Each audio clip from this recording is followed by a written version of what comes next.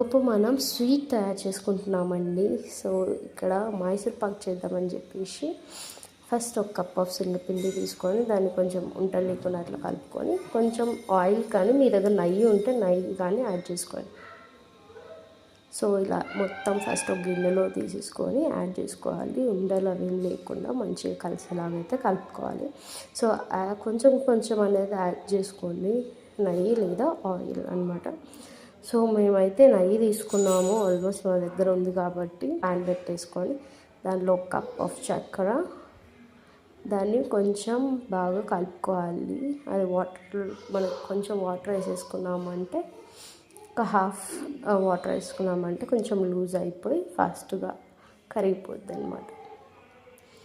So దాన్ని అలా కలుపుతూ ఉండాలి, లేకపోతే అతుక్కుపోద్ది. సో దాన్ని అలా కలుపుతూ ఉన్నాము, కొంచెం ఏమంటారు పాకం టైప్ వచ్చేలాగా దాన్ని కొంచెం కలపాలి అనమాట.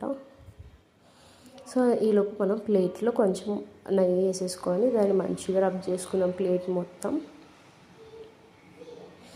సో అయిపోయింది ఇక్కడ రబ్ చేసేసుకోవడం. ఇంకా మన పాకం అయితే ఆల్మోస్ట్ రెడీ అవుతుంది, చూద్దాం ఒకసారి.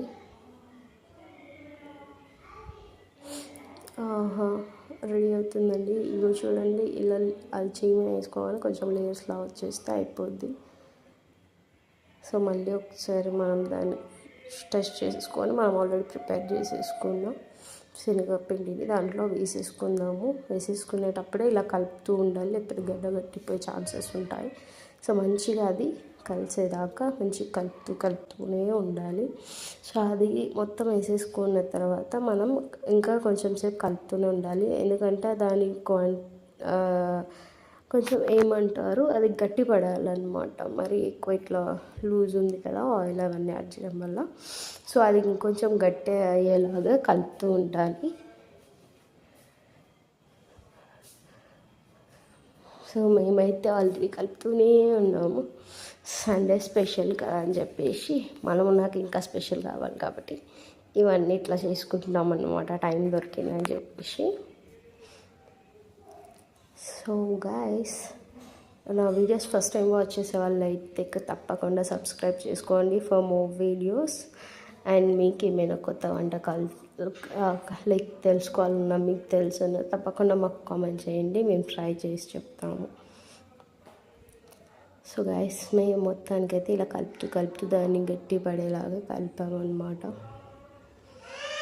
సో దీన్ని చేయడానికి చాలా కష్టపడాలి గైస్, దాన్ని కలుపుతూ ఉండాలంటే ఇట్స్ నాట్ ఈజీ, అనుకున్నంత ఈజీ కాదు గైస్.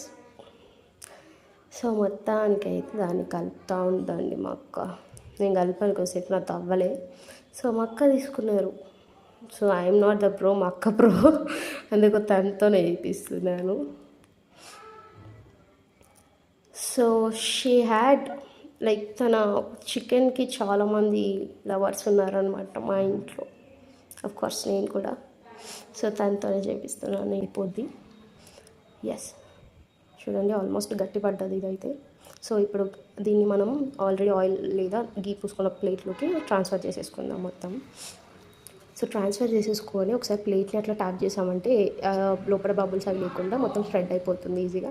ఒక 5 minutes కొంచెం గాలికి వదిలిపెట్టామంటే మనకి కట్ చేయడానికి ఈజీ అవుద్ది అనమాట, లేకపోతే అది కొంచెం ఇంకా అది అట్లా వచ్చేస్తుందండి. సో కాబట్టి కొంచెం ఆరబెట్టాలి. సో ఒక 5 minutes అట్లా పెట్టేసి ఇవ్వండి. ఇప్పుడు 5 minutes పెట్టాం కాబట్టి ఈజీగా కట్ అయిపోయింది. సో మీకు కావాల్సిన షేప్లో మీరు ఈజీగా కట్ చేసుకోవచ్చు. Thanks for watching, do follow for more.